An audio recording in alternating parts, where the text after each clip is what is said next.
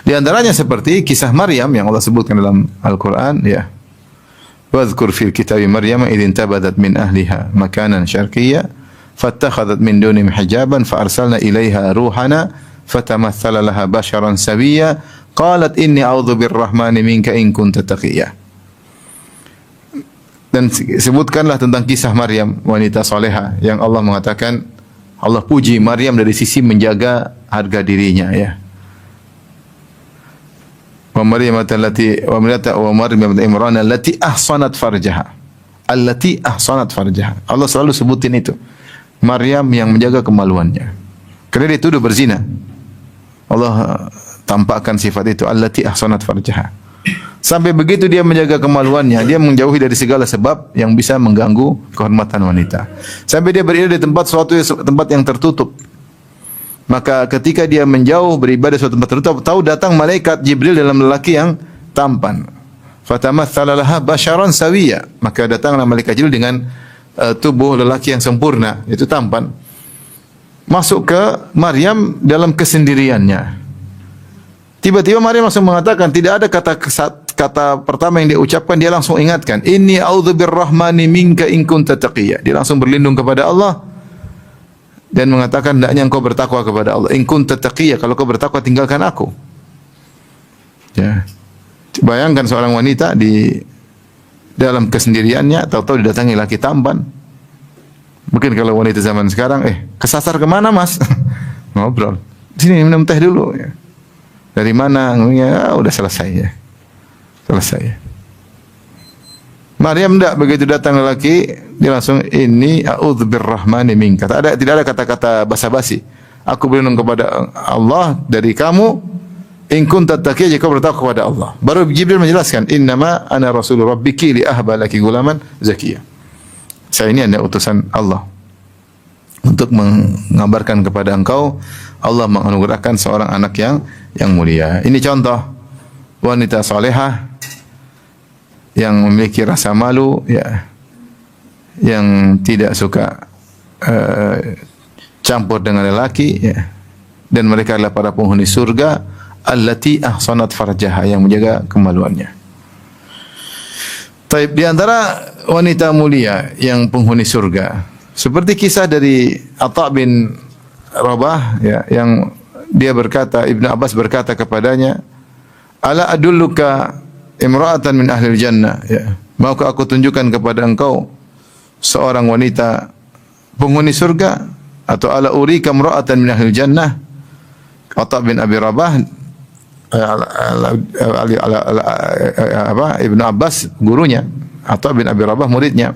Ibnu Abbas berkata kepada Atha, ala urika imra'atan min ahli jannah. Maka tunjukkan kepada seorang wanita penghuni surga.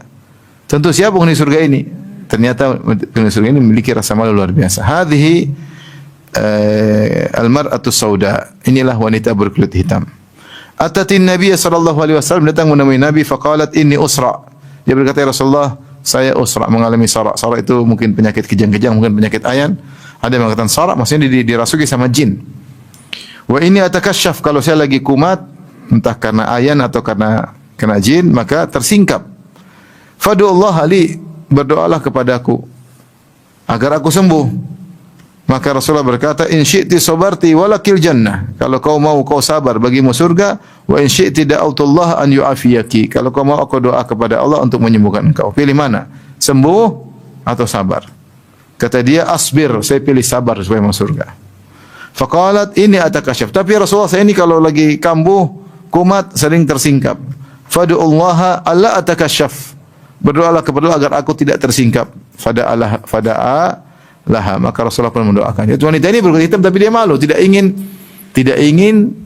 kakinya tersingkap, betisnya tersingkap, tangannya, lengannya tersingkap.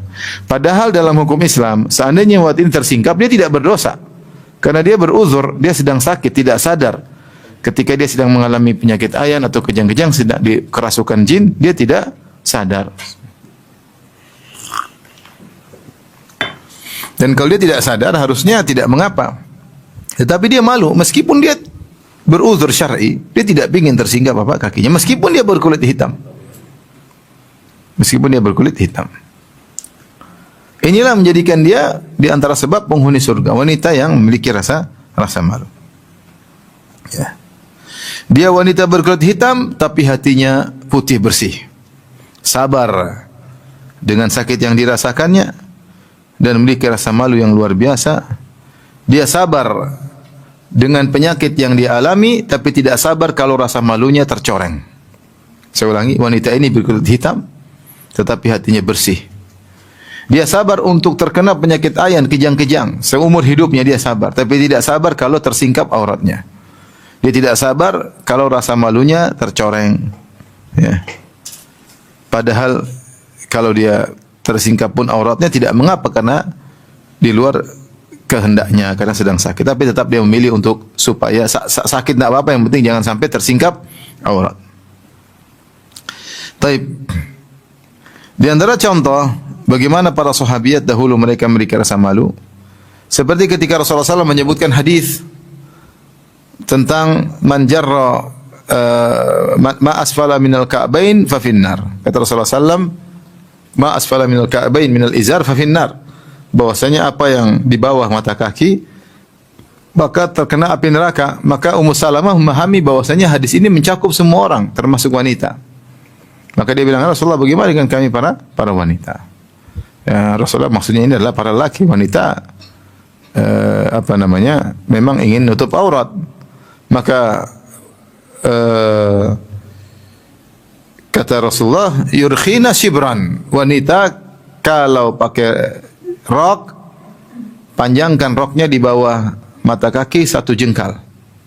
Jadi kalau ini kaki, ini ada mata kakinya, maka roknya dipanjangin 1 jengkal. 1 jengkal, tentu kalau sudah 1 jengkal pasti nyeret-nyeret tanah.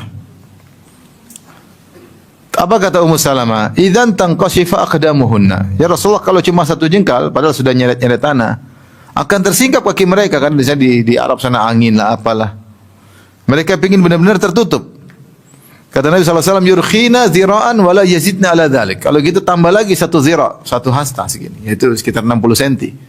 Kata Nabi, tambah 60 cm di bawah mata kaki dan jangan lebih daripada itu. Kenapa mereka semangat? Ingin agar tidak terlihat sedikit pun kuku aja enggak pengen kelihatan. Mereka benar-benar malu jika ada aurat terlihat. Mereka hanya ingin keindahan tubuhnya untuk pasangannya. Ya. Maka Rasulullah izinkan jika dipanjangkan sampai sekitar 60 cm, dan ini menunjukkan rasa malu para sahabiat, ya. Tapi di antara juga yang disebutkan, ya, bagaimana rasa malu Aisyah radhiyallahu taala anha, ya. Fa ummul mukminin Aisyah radhiyallahu anha qalat, Aisyah berkata, "Kuntu adkhulu baiti alladhi dufina fi Rasulullah sallallahu alaihi wasallam wa abi." Rasulullah meninggal dikuburkan di rumah Aisyah. Abu Bakar meninggal dikuburkan di samping Nabi sallallahu alaihi wasallam, dan Aisyah biasa masuk rumah wa adau wadi'atan thawbi, dan aku melepaskan bajuku biasa, kan rumah sendiri yang ada cuma Nabi dan Abu Bakar. Wa aqulu inna ma huwa zauji wa abi, sungguhnya dalam rumah ini ada 2 kuburan, ya, bapakku dan suamiku. Jadi enggak perlu malu dia buka, menanggalkan pakaiannya. Falamma dufina Umar, tatkala Umar dikuburkan, fa wallahi ma dakhaltu illa masjudatan alayya thiyabi. Ya, demi Allah aku tidak masuk rumahku, padahal itu orang mati meninggal semua, cuma satunya Umar. Tidak aku masuk rumah kecuali aku ikat bajuku, hayaan min Umar radhiyallahu anhu, malu dengan Umar, Umar sudah meninggal dunia. Dan akhirnya Aisyah meninggalkan rumah tersebut, dia enggak nyaman ada Umar di situ. Setiap masuk harus begini. Ya. Maka akhwat sekalian, ya. Akhwat sebelum menjadi ummahat, ya, hendaknya menghindari rasa malu. Orang tidak punya malu, ya, akan mendatangkan banyak keburukan. Saya akan sebutkan beberapa model ketika rasa malu hilang. Yaitu wanita suka dengan, ya, kalau bicara mendayu-dayu, ya. Mendayu-dayu, ya. Rasulullah berfirman, "Fala takhdha'na bil qaul fayatma'a alladhi fi qalbihi marad wa qulna qawlan ma'rufa." Kata Nabi SAW, janganlah kalian mendayu-dayukan suara kalian, ya, kalau berbicara, Fayat mal ladzi fi qalbi marad, maka lelaki yang punya kecenderungan akan cenderung, yang punya hatinya ada sakit akan cenderung. Maka di antara bentuk rasa malu adalah berbicara secukupnya dengan suara yang wajar. Kata Allah, wa qulna qaulan ma'rufa, dan berkatalah wanita dengan kata-kata yang wajar. Ini adab kalau kita bicara sama orang secukupnya. Sama ustaz juga secukupnya, seperlunya, ya. Ustaz, apa hukumnya ini? Haram. Syukran ustaz, begitu harusnya. Jazakallahu khair ustaz, ahsanallahu ilaik. Zadakallahu ilman wa hirsan, ya. Wa tuqan, ya. Tapi kalau ustaz, apa hukumnya ini ustaz? Haram. Kok haram sih ustaz? Masa haram sih ustaz? Coba ustaz pikir, ngomong macam-macam ini apa ini? Masa haram sih ustaz? Repot. Tapi kalau WA sama ustaz yang secukupnya, ustaz apa hukumnya? Haram misalnya. Ustaz, jangan haram dong. Repot. Akhirnya mulai di situ, ya. Ustaz, tahu saya enggak? Saya kemarin ketemu ustaz di WA gitu. Atau syukran ustaz, hihihi, hehehe, repot. Nah, itu tidak boleh seperti itu. Itu enggak ngomong, enggak perlu. Itu jaga diri, malu. Dan ini harus kita ingatkan diri kita, ingatkan juga anak-anak kita. Nanti kalau ibu-ibu apa, akhwat sudah jadi ummahat, sudah punya anak-anak, sudah tua-tua semua, ya, anak-anak harus dijaga. Kalau punya anak, rasa malu. Kalau mau ketemu sama laki, malu itu laki-laki, jangan, itu majlis laki-laki. Malu. Kita tanamkan doktrin kepada mereka untuk punya rasa malu. Kalau enggak nanti rasa malu mereka hilang, apalagi Gen Z. Rasa malunya bisa hilang. Allah berfirman, "Wa idza sa'altumuhunna mata'an fas'aluhunna min wara'i hijab. Dzalikum athharu liqulubikum wa qulubihim." Kalau kalian perlu sesuatu, mintalah kepada istri-istri Nabi di balik hijab.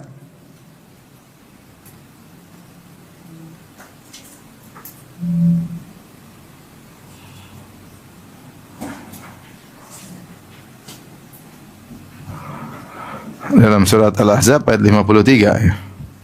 Kata Allah Subhanahu wa taala, "Dzalikum athharu liqulubikum wa qulubihin." Itu lebih mensucikan hati kalian dan hati mereka. Ya, rasa malu, ya, ketemu istri Nabi di balik hijab. Padahal ini khitab, pembicaraan tujuan kepada para sahabat yang hati mereka bersih, tapi menjaga tindakan preventif lebih utama. Selama bisa preventif, tidak menimbulkan fitnah, lebih utama. Allah mengatakan, fas'aluhunna min wara'i hijab. Kalau ada keperluan, minta kepada istri Nabi di balik hijab. Kenapa? Dzalikum athharu liqulubikum. Lebih mensucikan hati kalian. Wa qulubihin, dan juga mensucikan hati para istri-istri Nabi sallallahu alaihi wasallam. Jangan terlalu bebas, ya. Akhirnya hati mulai terkotori dan akhirnya rasa malu mulai hilang. Maka di antara bentuk tidak punya malu, campur laki-laki, temu, bicara seenaknya, ketawa ketiwi, ya. Ini enggak ada rasa malu. Telepon sama laki-laki lain yang tidak ada hubungannya sama sekali sampai 1/4 jam, 20 menit, ngapain, ya? Rasa malu hilang. Kalau rasa malu hilang, akhirnya hobinya keluar membuka aurat. Dan Rasulullah mengatakan, sinfani min ahli nar lam arahuma. Ada dua kelompok penghuni neraka yang aku belum lihat sekarang ini. Qaumun ma'ahum siyatun ka'adnabil baqar yadribuna bihan nas. Salah satu kelompok penghuni neraka adalah sekelompok orang yang memegang cambuk seperti ekor sapi, digunakan untuk menghantam, memukulin manusia. Ini penghuni neraka, menyiksa manusia, zalim. Yang kedua, wanisaun kasiyatun ariyat.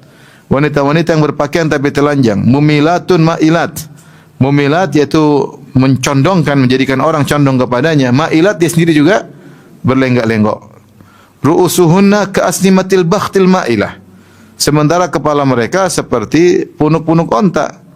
Yaitu mereka tidak punya malu, ingin dicari perhatian, jalan berlenggak-lenggok, melenggokkan hati lelaki kepada mereka. Kemudian penampilannya pakaian syuhrah, ada punya kepalanya seperti ada punuk unta, sehingga jadi menarik perhatian. Kata Nabi, la yadkhulnal jannah. Wanita seperti ini tidak masuk surga. Wala yajidna rihaha, bahkan tidak cuma masuk surga, tidak bisa mencium bau surga.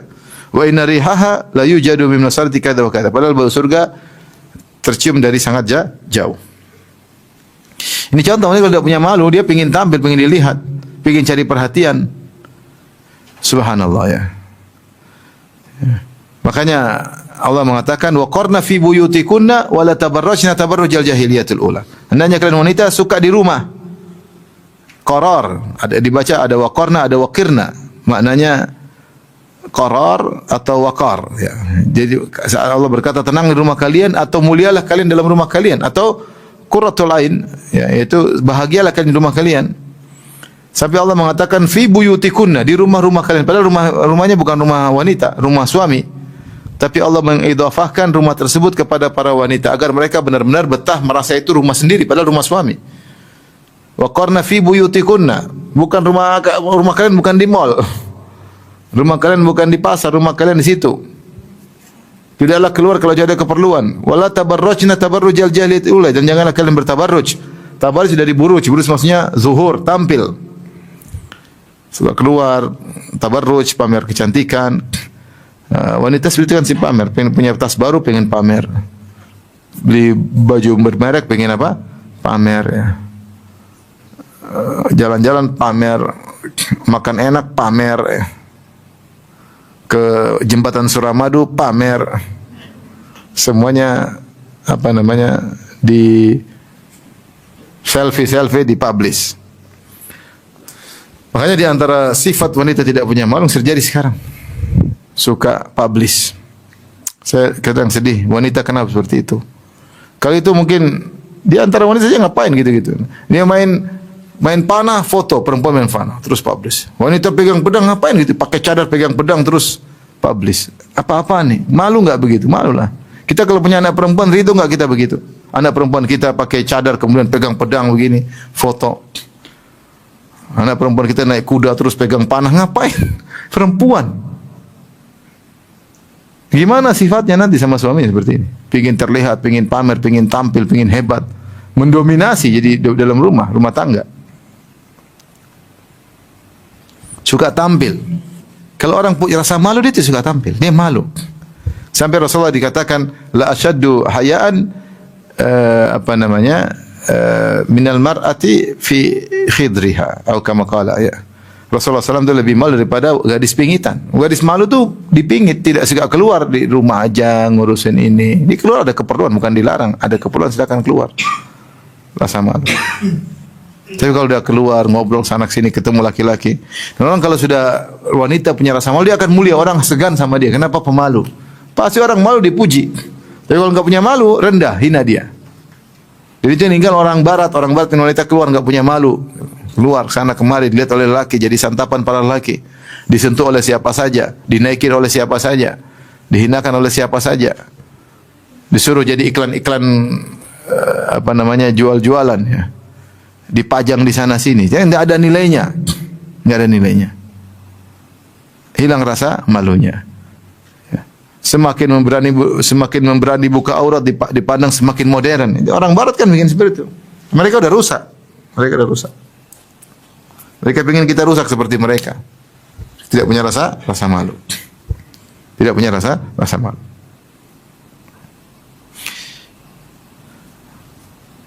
Kemudian di antara wanita yang kurang rasa malunya adalah keluar pakai minyak wangi, dicium oleh para lelaki. Kata Rasulullah SAW, ayyum ra'atin ista'tarat thumma kharajat famarat biqaumin liyajidu minha riha fahiya zaniyah.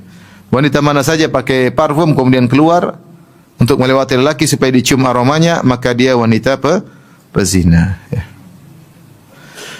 Taib. Akhwat yang dirahmati Allah Subhanahu wa taala. Bagaimana dampak kalau punya rasa malu? Kalau punya rasa malu, wanita akan menjadi baik. Terutama kalau sudah menikah. Dia menikah, suaminya pulang dia masih bau, dia malu. Sudah menikah, suaminya pulang makanan belum siap, dia malu. Dia bicara depan suaminya, aromanya enggak enak, dia malu. Ya. Sampai akhwat kalau mau kentut di suaminya, depan suaminya juga malu. Nah, kalau dia enggak punya malu, dut aja. Kalau malu pasti afan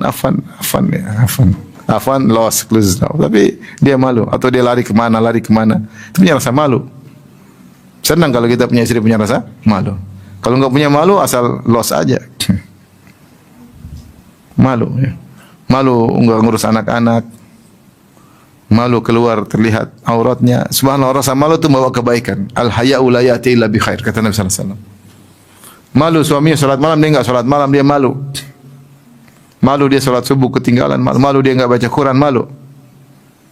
Kalau enggak punya malu, ngeri. Enggak punya malu. Maka tumbuhkan rasa malu. Dan itu pekewuh, kalau bahasa kita pekewuh sama tetangga. Makan tetangga enggak diajak, makan depan orang enggak punya malu. Kalau kita malu, masa makan orang yang diajak. Sembunyi orang di belakang, biar kalau pelit sembunyi. Jangan di depan orang makan enggak ditawarin. Kalau enggak punya pekewuh, enggak malu. Enggak punya malu ya sudah, cuek aja. Enggak bisa ada kepekaan. Masa kayak gitu ya. Ngomongin orang, nyakitin orang, nyindir orang enggak rasa, karena enggak punya rasa malu. Kalau punya rasa malu dia pasti ini enggak pas, ini enggak enak sama orang. Dia udah gini. Rasa malu tuh indah. Baik buat laki-laki maupun apalagi perempuan. Saya sering bilang sama para jomblo, kamu kalau ngelamar akhwat yang malu. Kalau pas lagi nazar dia malu, itu bagus. Tapi kalau lagi nazar dia juga nazar, sudah mundur aja dari awal. Ini enggak malu, ini perempuan enggak malu. Dia belum nikah aja enggak malu, apalagi kalau udah nikah. Rasa malu sangat penting. Tapi bagaimana cara kita memupuk rasa malu? Di antaranya akhwat sekalian berdoa. Ini sangat penting. Allahumma hdina ahsanal akhlaqi la ihsana illa ant wasrif anni sayyi'ah illa ant. Doa jangan lupa sering kita baca Allahumma hdini li ahsanil akhlaqi la yahdi li ahsaniha illa ant wasrif anni sayyi'ah la yasrifu anni sayyi'ah illa ant. Ya Allah, berilah aku petunjuk kepada akhlak yang terbaik. Tidak ada yang bisa mengarahkan aku kepada akhlak terbaik kecuali Engkau. Dan malingkanlah aku dari akhlak yang buruk, tidak ada yang bisa malingkan aku dari akhlak yang buruk kecuali Engkau. Kemudian antaranya agar punya menghadirkan rasa malu, meyakini malu adalah ibadah. Karena Rasulullah mengatakan al-haya'u syu'batun minal iman. Rasa malu itu ibadah. Kita punya rasa malu dan ini ibadah hati. Orang enggak lihat tapi kita rasa malu, iman kata Nabi. Pahala jalan terus. Malu. Orang kalau wanita pemalu, Masya Allah. Benar, ajarin putri-putri kita punya rasa malu. Malu dek. Yang itu dek, malu dek. Sehingga dia tahu itu enggak baik. Enggak baik. Nanti dia bahagia, dia berumah tangga juga suaminya bahagia karena suaminya punya istri yang malu. Istri yang malu tuh ibu, kalau suaminya misalnya belikan emas 3 gram, dia nangis. Abi, makasih bi, malu bi. Ya. Tapi kalau enggak punya malu, dibeli 10 gram cuma segini bi katanya. Enggak punya malu. Suaminya sudah setengah mati carikan emas, dibelikan, dia masih bilang, kok modelnya begini sih bi? Enggak punya malu. Udah dikasih gratis masih nuntut lagi.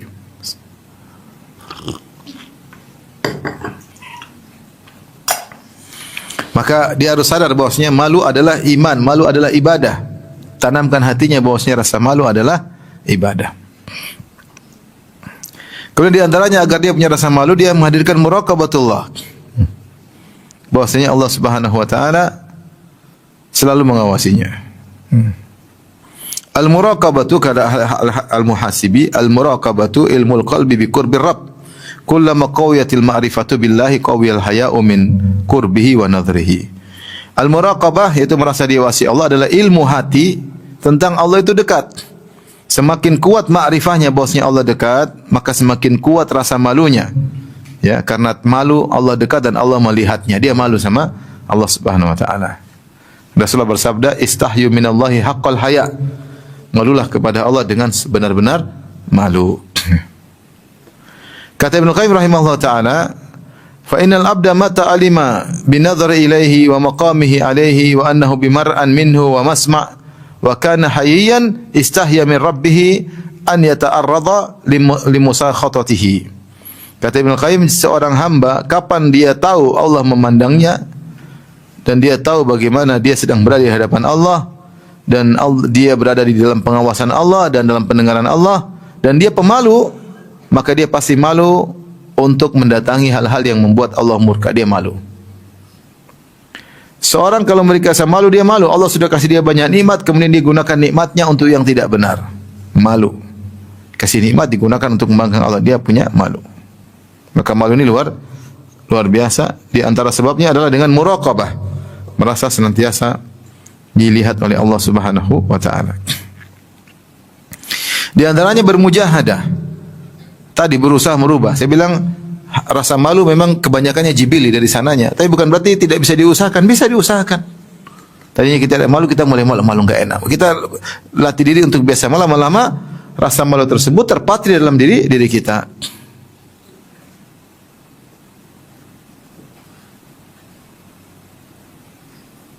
Di antaranya sering baca cerita tentang kisah-kisah wanita-wanita salehah. Baca, ingat bagaimana mereka dimuliakan oleh Allah. Semua wanita yang Allah muliakan pemalu. Tidak ada wanita tidak punya malu dimuliakan oleh Allah Subhanahu wa taala. Di antaranya sebab seringlah bergaul dengan wanita salihah yang punya rasa malu, yang mengajarkan adab dan akhlak, yang mengerti tentang pekewuh. Jangan bergaul dengan wanita yang ceriwas-ceriwi, sosialita, kerjanya kesana kemari, ngalor ngidul, ke mall aja tiap hari, kalau enggak ke mall sakit kepalanya. Ini wanita ngerusak apa? Akhlak. Rasa malu hilang. Kalau ngobrol sama laki-laki depan-depanan, kita aja kadang risih. Saya kadang di misalnya pengajian toto, ustaz, terus depan sini, ustaz, saya juga sendul kepalanya gimana? Kan ada harus ada jarak harusnya. Kita sendiri malu sendiri. Ya, harus ada jarak. Kecuali nenek-nenek nggak apa-apa. Ini masih muda misalnya. Ya malu harusnya. Jangan bergaul dengan wanita seperti itu, ya, yang merusak akhlak kita. Kita bergaul dengan wanita yang tidak punya malu, kita pun ikut-ikutan tidak punya malu. As-sahibu sahib. Teman itu menggiring.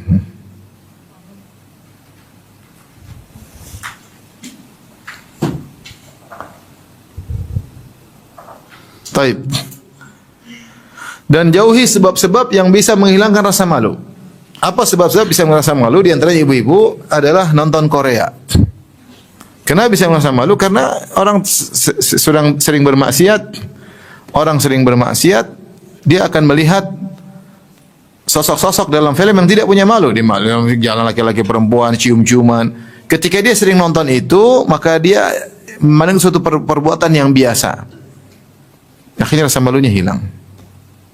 Lebih lagi nonton film yang enggak, rasa malunya hilang nanti. Dan kalau sudah rasa malu hilang, nanti dia sudah anaknya pun begitu, dia biasa-biasa saja. Karena sering menyaksikan pemandangan yang menunjukkan tidak punya malu. Ya. Apalagi tinggal luar negeri, ngeri. Saya pernah pas ke Perancis, ke Paris lagi sama istri, sama anak. Kita lagi makan restoran, tiba-tiba ada laki-laki perempuan cium-ciuman di restoran di depan umum. Waduh ini gimana kalau tinggal di sini tiap hari lihat kayak begini? Ngeri. Rasa malu tercabut, dikoyak-koyak dengan pemandangan seperti ini. Kalau anak-anak perempuan kita sering nonton, dia pasti sudah rasa malunya hilang. Rasa malu hilang. Karena yang dia tonton adalah sosok tidak punya malu. Sehingga secara tidak sengaja dia mengambil akhlak wanita yang tidak punya malu tersebut.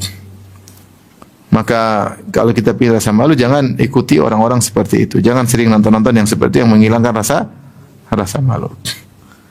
Terutama hati-hati dalam pergaulan. Jangan salah bergaul dengan orang yang tidak punya malu, menghilangkan kepekaan kita, menghilangkan pekewuh kita, dan akhirnya nanti rusak. Kalau kita sudah enggak punya malu, kasihan suami. Kalau sudah enggak punya malu, kasihan anak-anak. Enggak ada rasa peka, rasa pekewuh, rasa malu, sehingga melakukan pelanggaran cuek-cuek saja. Tapi demikian saja akhwat, para talibat, mungkin ada juga para ummahat ya. Semoga Allah menganugerahkan kepada kita semua rasa malu. Alhamdulillahilladzi jammalan nisa bil haya. Segala puji bagi Allah telah mengindahkan para wanita dengan rasa malu. Siapa yang merasa malu maka dia mulia di sisi Allah Subhanahu wa taala. Wallahu taala alam bisawab. Demikian saja para akhwat apa yang saya sampaikan. Semoga akhwat sekalian menjadi wanita-wanita yang salehah, pemalu. Semoga mendapatkan suami-suami yang saleh, mendapatkan anak-anak yang saleh, dan semua dikumpulkan di surganya kelak. Amin ya rabbal alamin.